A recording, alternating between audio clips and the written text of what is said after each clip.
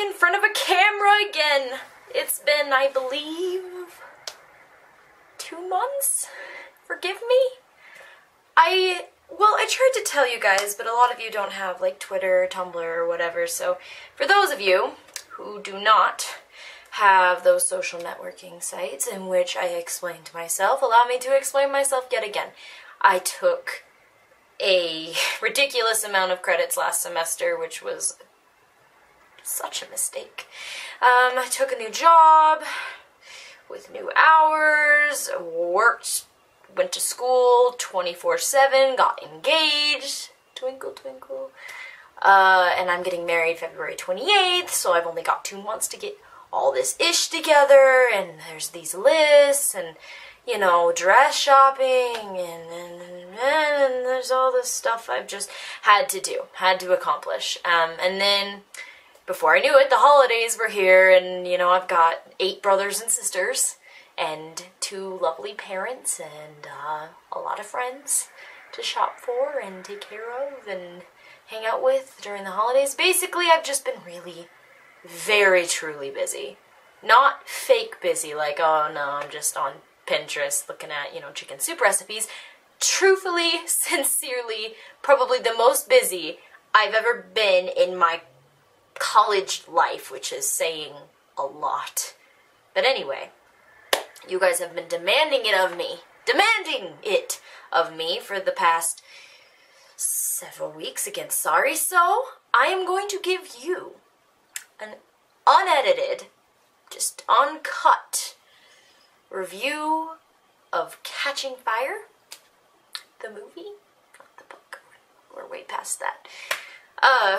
Okay, so I apologize again. Normally, when I do these kind of things, I will come back after a midnight premiere, set up my camera while I'm all tired and my mascara's all running from the crying, or whatever, and just give you a raw, oh my gosh, I just saw this movie type deal, but I have seen this movie 4 times now, and so, whoops.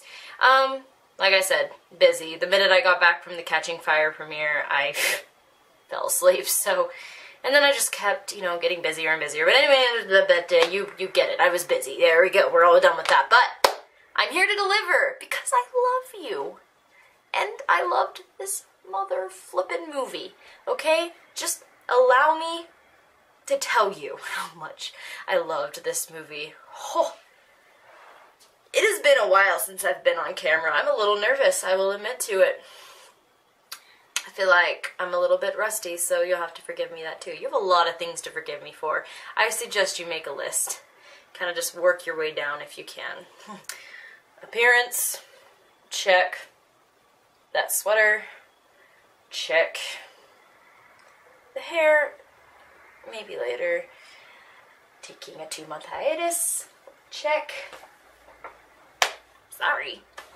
So anyway, back to Catching Fire, back to the action. Yeah, I'm ready for this, I'm ready for this, I'm ready for this. Okay, I think the best way to do this is to do this how I normally do. I'm going to divide it into little parts, characters, plot, and writing, because it's just as important with a movie as it is with a novel or anything else. Okay, so characters. Let's just start with the actors. While I really loved all the performances in the first Hunger Games, I really truthfully believe everyone stepped it up about 12 notches in this movie, which is really remarkable considering the first time I saw Hunger Games, I was like, this is the best acting I have ever seen for a young adult adaptation. And yet, I go into Catching Fire and I'm like, no wait, this is the best acting I've ever seen for a young adult adaptation. Well, I mean, okay, let me first get this out there. I loved this movie about 20 times more than I loved the first movie, which is crazy considering I adore the first movie. I really, really, really love the first movie. But it kind of goes that way with the books. Things have changed recently in that The Hunger Games used to be my second favorite book, Mockingjay was my first favorite, and Catching Fire was my third. Having reread the series recently, I have switched it up. Mockingjay is my favorite still, Catching Fire, though, is my second favorite, and Hunger Games comes in third. I think it's because when I first read Hunger Games, I was just so stunned by the world that Suzanne Collins, you know, cultivated. But now that I'm rereading it and I really understand it, I'm starting to really appreciate Catching Fire and how the ball's starting rolling and how crazy things got. That's not to say Hunger Games is a bad book. I mean, sacrilege, am I right? But it just means that I've definitely come to appreciate Catching Fire as a story a whole lot more. And so going in to see this movie and thinking it was just so much better, I just feel like I have to tell you, there was nothing wrong with the Hunger Games movie. It's just a matter of preference with story. I think Catching Fire does better cinematically. I don't really have complaints about the first movie. You can check my old review if you'd like about that. I liked the shaky cam, I liked the darkness, I liked the rawness, because honestly, the books kind of feel this way. The first Hunger Games is very Katniss-centered. Katniss skinning a squirrel, Katniss setting a trap, Katniss looking for water, Katniss, all her thoughts, everything. As the books progress, the scope of perspective, even though we're still in Katniss's point of view, gets bigger and bigger and bigger. Which is why I think, if this makes any sense, it makes sense for the movies to kind of get bigger and bigger and bigger. The first movie is raw, it's shaky, it's, you know, real, it's very dark, it's kind of scary, like there's a really dark tint to all the lighting, I don't know if you notice. It's just very real, which I appreciated. It's through Katniss's eyes, what is the Hunger Games like? Now, as the story expands and starts to focus on other characters, Finnick, Haymitch, I almost said Josh, Peeta, Gale, it starts to widen up a bit. It gets a little bit clearer with the vision. It's not shaky cam anymore, it's just wider. And honestly, that's how I read the books. I know it doesn't make sense. It makes sense to me, okay? And it's my YouTube channel. I can say whatever I want. Stop laughing at me. Anyway, so that's how I felt about it. That's why I thought it was okay to, you know, change things up, and that's the reason why I don't think Hunger Games is a bad movie. I don't think they did anything wrong with the shaky camera, the lighting, cinematography. All okay with me, actually excellent with me. I just really liked the way that Catching Fire expanded. There was a clarity to it that you didn't have with Hunger Games for, you know, reasons, and I really appreciated that. I was talking about something. Characters, right. Oh, well, let me also add, Gary's vision, the original director, good. He is a brilliant man. Great movie. Hunger Games is a great movie. Just getting that out there. Just don't want you to think I don't like the Hunger Games just because I liked Catching Fire better. Catching Fire, Francis Lawrence, you are a godsend. I am so happy that this director looked at these movies and said, these are going to be so huge, and then didn't pull a Peter Jackson on all of us. Wait, not Peter Jackson, I'm sorry. Columbus.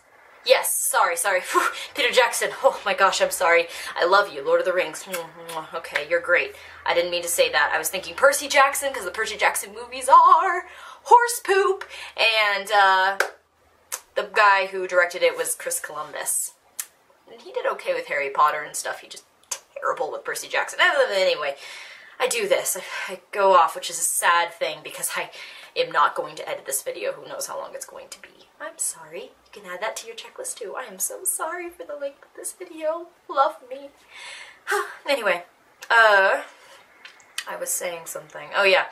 So let's just get back to that, the director thing. I just appreciate that Francis Lawrence looked at a movie that he knew was going to be huge, and instead of selling it out to death, he did just the perfect things. All of the things that make the story great, he kept. He never tossed the originality of the series. He never made the actors perform just these, I don't know, average roles. You know, when a book or movie gets really popular, so the next movie is kind of like bland because they know that no matter what, the movie or book is going to make a ton of money. So they don't put a lot of quality into it. I'm very happy Francis Lawrence took a look at the story and appreciated and respected it for what it was and just adapted it perfectly. Perfectly.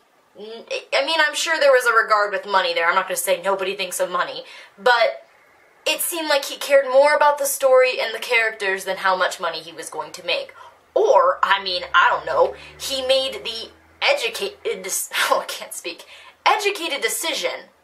Oh, if I make a quality film that people like, I'll make even more money. Holy friggin' guacamole!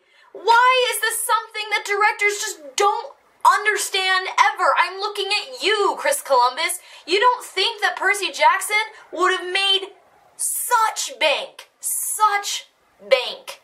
if they had done it well? I mean, yeah, the movies make decent money, but you know how good the books do? You could have sold merch, you could have done all these crazy cool things like the Hunger Games did, but you tossed that opportunity right out the window. It always goes back to Percy Jackson, doesn't it? Those movies are crap. Anyway, characters. That's right, I did have a main point. Okay, so Jennifer Lawrence. Shall I compare thee to a summer's day? 'Cause you're on fire.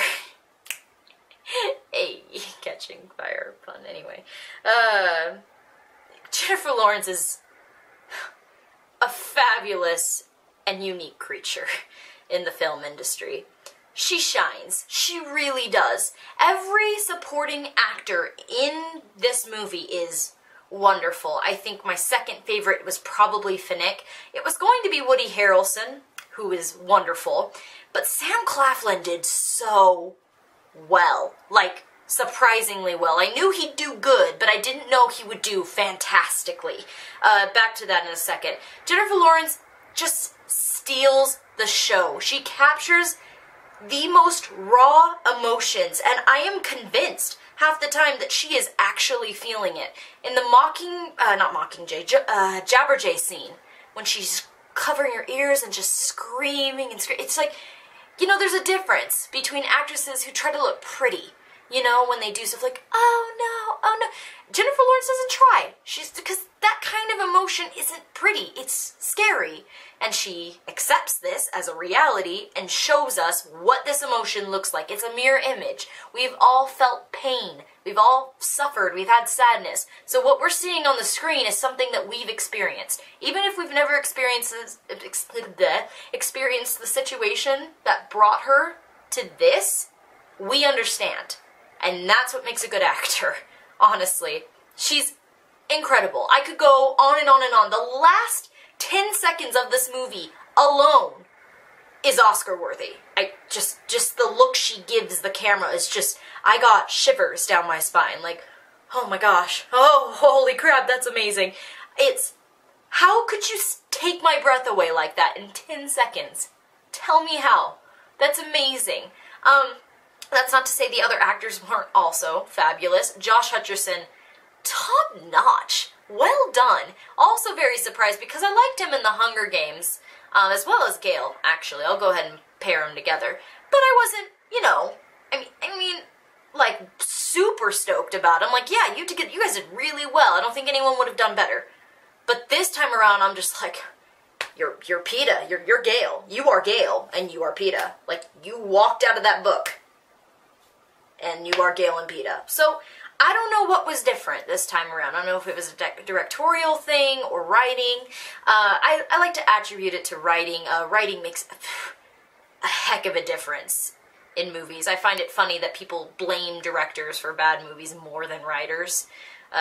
Because, I mean, writing is a big deal. But anyway, Cinna was absolutely amazing. I think next to Finnick, who just was stunning, was a stunning actor. Sam Claflin, well done. Just because he didn't do the whole, oh, pretty boy thing. He was charming as a gosh dang snake, which is how I pictured Finnick. So I'm pretty excited about what's going to happen next, because Finnick is actually, next to Katniss, my favorite character in the series.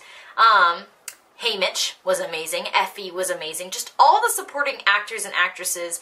I mean, everyone next to Jennifer Lawrence is like a supporting actor and actress to me, so sorry. Were amazing. I gotta move on, I'm sorry.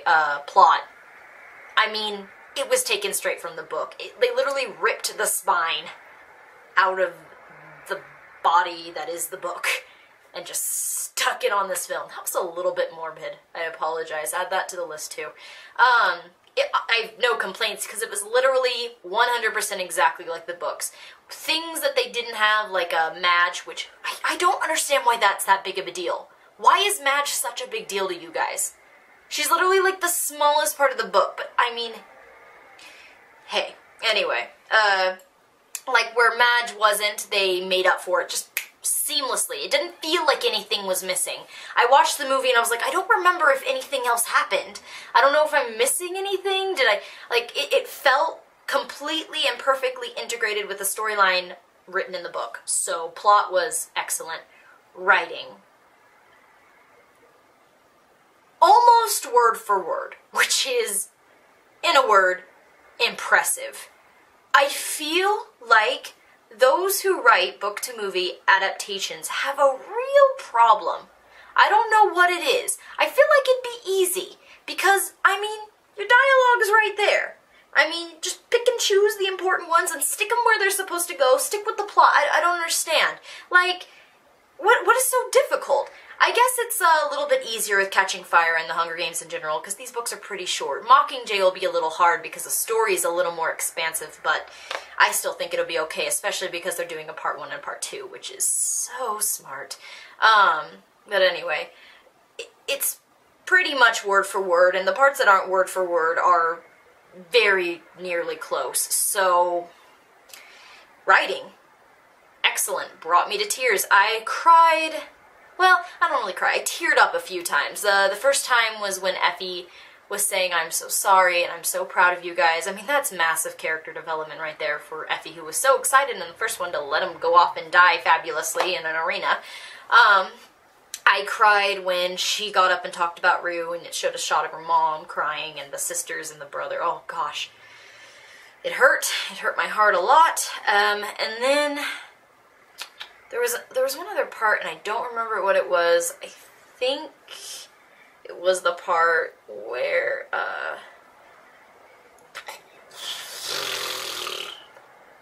gosh dang it. I don't remember. If I remember, I'll put it below in the thingy. Anyway, and I also really, really, really loved it. This isn't a sad part, actually. This is funny. The baby announcement was so good. Just that girl's face. You know which girl. Like, just, yeah, she looked so completely stunned. It was the best thing ever. I honestly, there's so many good things about this movie. I could go on, but I can't because timing on camera. Can't have it all. But, guys, if you haven't seen this movie yet, you really need to invest. Not only was it just the best, you know, film so far in the series, this is probably my favorite film of the year. And that's, like, considering Gatsby, which I loved, and, like, Iron Man 3, which I also loved, and Star Trek 2. Like, I love all these movies, but then there's Catching Fire.